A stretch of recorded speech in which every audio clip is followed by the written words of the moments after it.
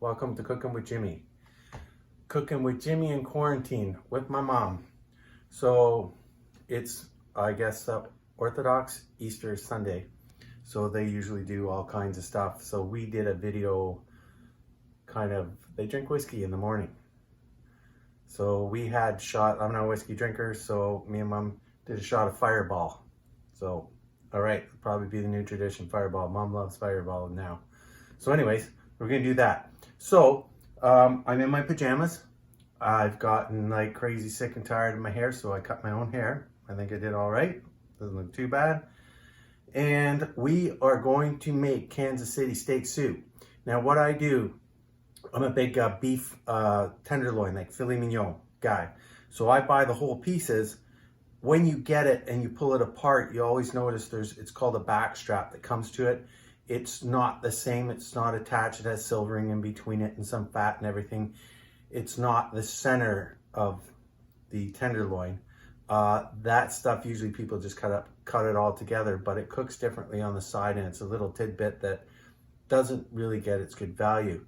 So I buy about 4 or 5 of them at a time when I Celovac and wet age my filet mignon. I save the back strap, I throw them in a bag, vacuum pack them, leave them in the freezer. When it comes winter time and you got a collectible of all these little pods, like you see this chunk of beef here, well, you unfreeze it for about an hour or so, so it's still semi-frozen, because then it's manageable to cut up and slice nice and thin. So I'm gonna slice it up nice and thin, and we are making a real kick-ass Kansas City steak soup. So first you're gonna start with this, like I said, it's still frozen, but it's not frozen as hard as a rock. It's been sitting for about an hour, hour and a half. And we cut it up into nice slices like that. And that's it. And just chop it up with the knife. Now I aged this as well, wet aged it, before I packed it up. So you see I'm getting the frozen part in the middle. You need a nice sharp knife for this. But you see the thickness of what I'm cutting. It's about 1/4 of an inch. You don't want thick chunks because it's a steak soup, not a stew. So once I get through this, I'm going to chop it up in smaller pieces. We'll show you what's going to happen. Okay, so now I slice this up. You can see in all the slices we have now.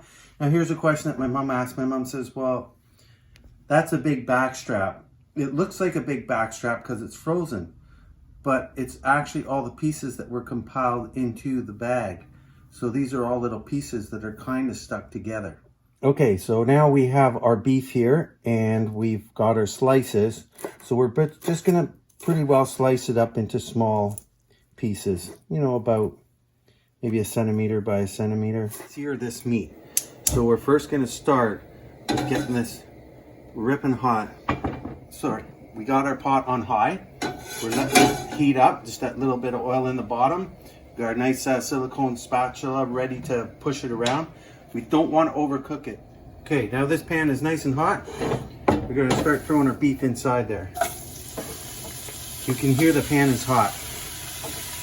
We don't want to overcook this. We just want to brown the outside, and the juices are going to come out from the fat that's in here. Even though filet mignon is nice and lean, there is the marbling because, once again, this is the back strap. And that's where the flavor is. We are going to want to take the meat out of this pot, set it aside in a bowl, leave the juices that are in this pot, because now this is our little flavor pit, and then start adding our other ingredients on side. So now we are going to strain the beef.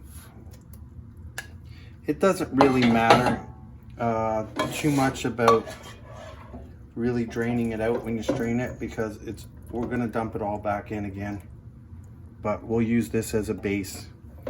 You see it's still a little bit pink, but we're going to use this.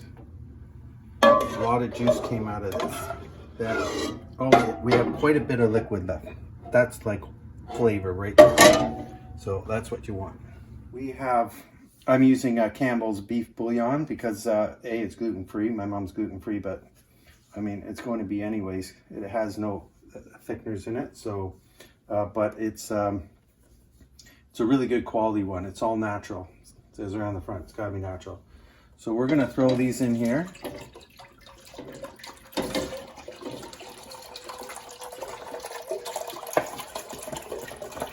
I'm gonna take a bit of one of these. Now we have about a cup of carrots in here.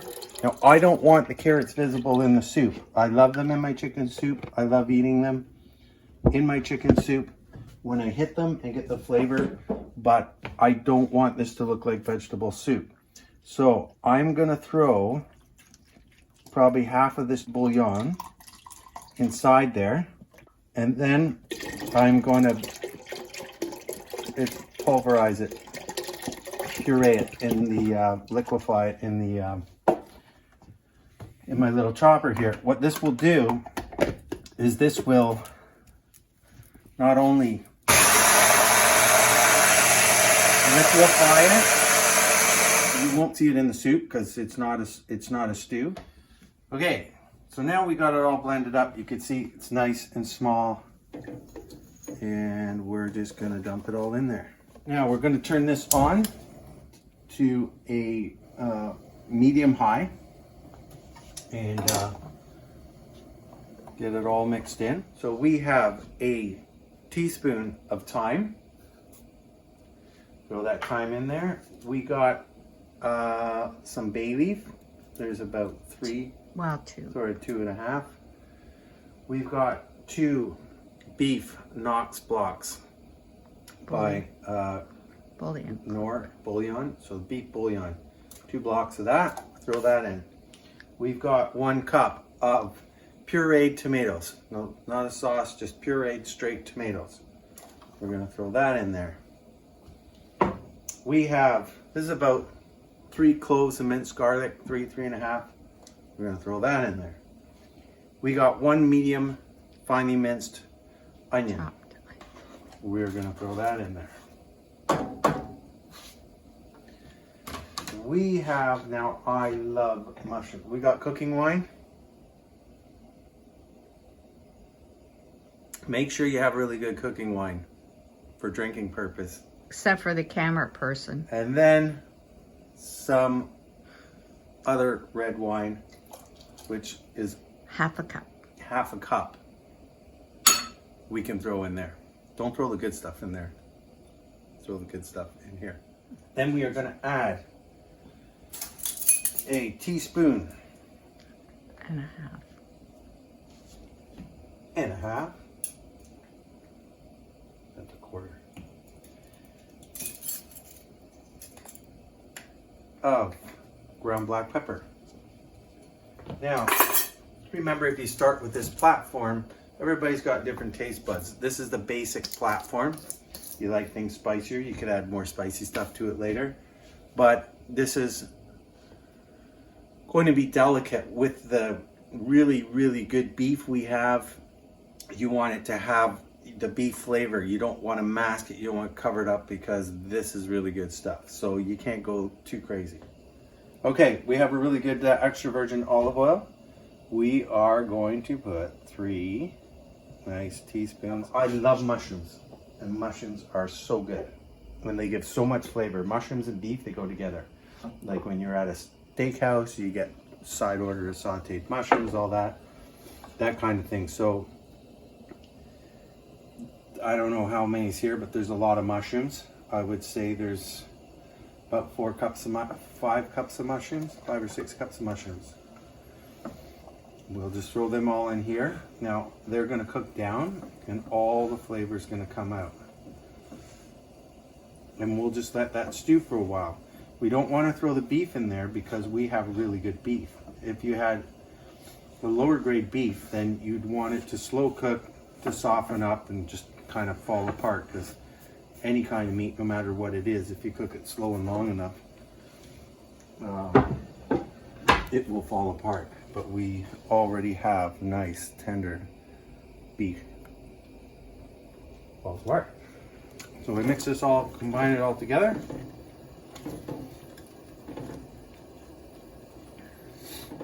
Let it simmer. We'll wait till it comes up to a simmer. It's getting very close. We'll put a lid on it. And that's it. We're in quarantine, so in quarantine, COVID-19. I hope everybody's safe. That's my attire today is pajamas and socks and sandals, because I'm not really going anywhere. So just making the soup for yummy soup for dinner. We'll be right back. Okay, so now we're going to check on this. This has been in there about, I don't know, it's been on low. We turned it down for about 20 minutes, half an hour. You can see the mushrooms are getting smaller, and it's everything is getting all together there and looking good. So we are now going to add our beef to this carefully so we don't splash and burn ourselves. And there goes in the beef. There's the beef. Okay, there's the beef.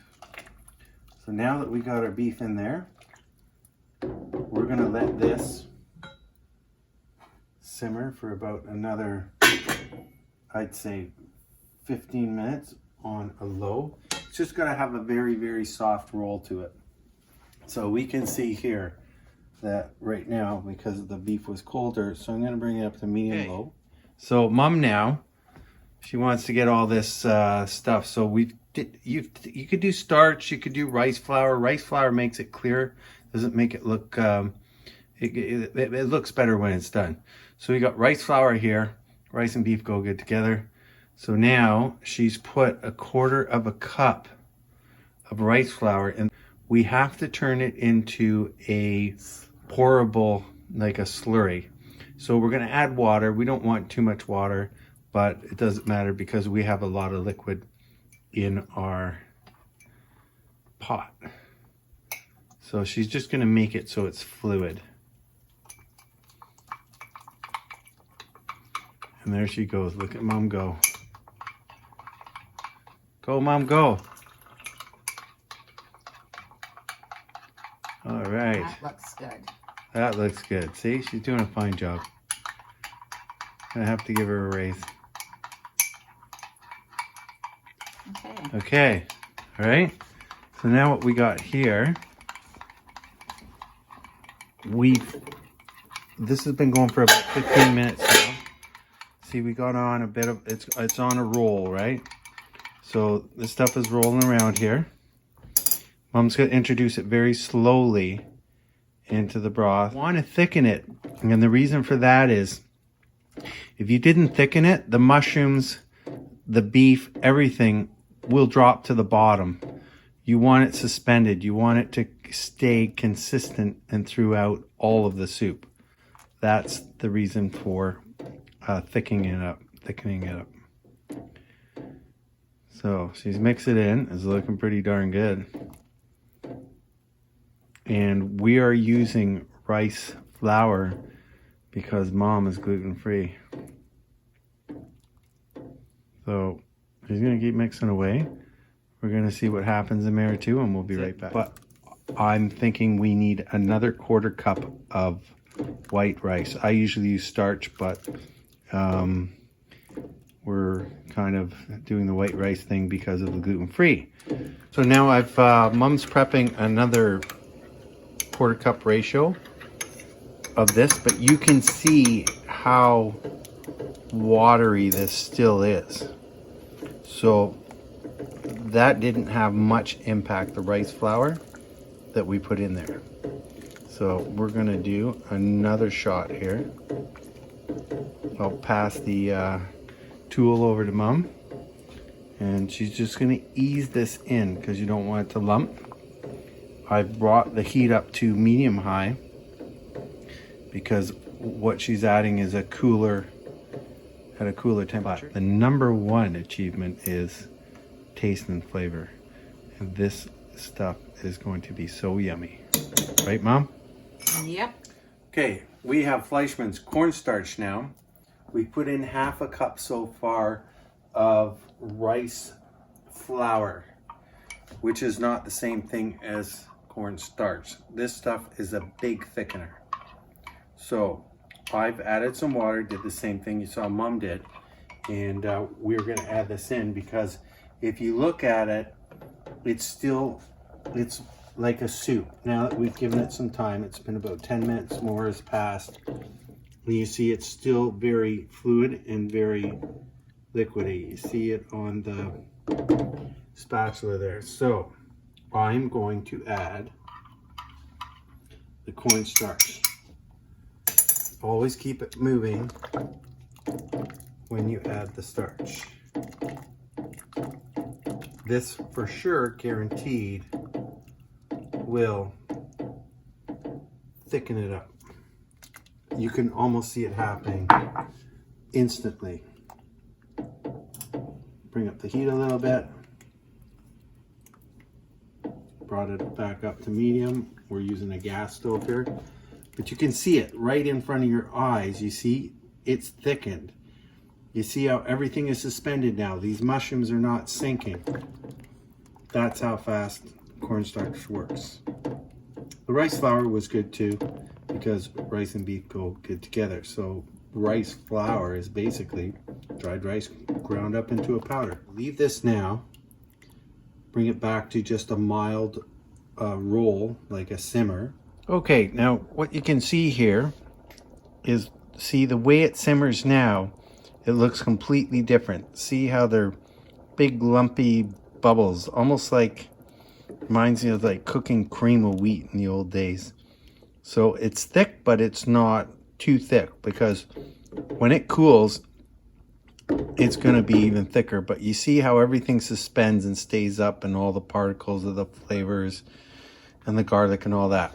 So we're right at the end. This has been another 15 minutes. We're going to add about 5 or 6, this is frozen, minced cloves of garlic. That's going to go in there. And we have sherry.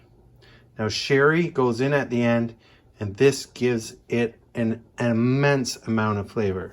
So we're going to take our 1/4 cup of sherry, and we're going to pour that in there. Important, I'm adding 1 more 1/4 cup of sherry, and then we give it a taste for our flavor.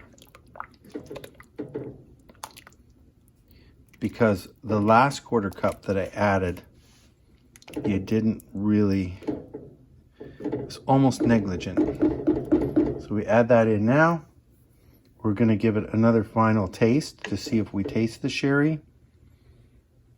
And you'll know if that was enough.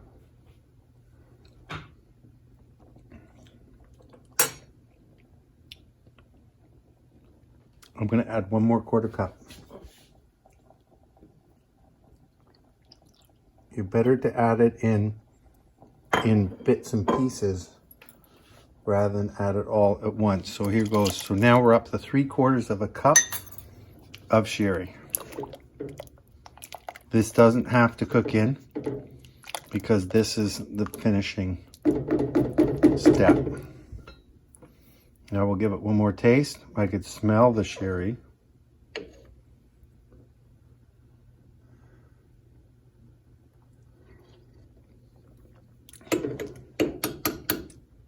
Oh yeah, it's amazing even just what the extra 1/4 cup does.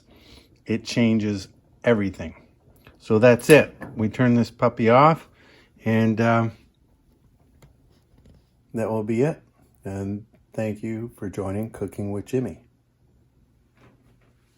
Stay safe.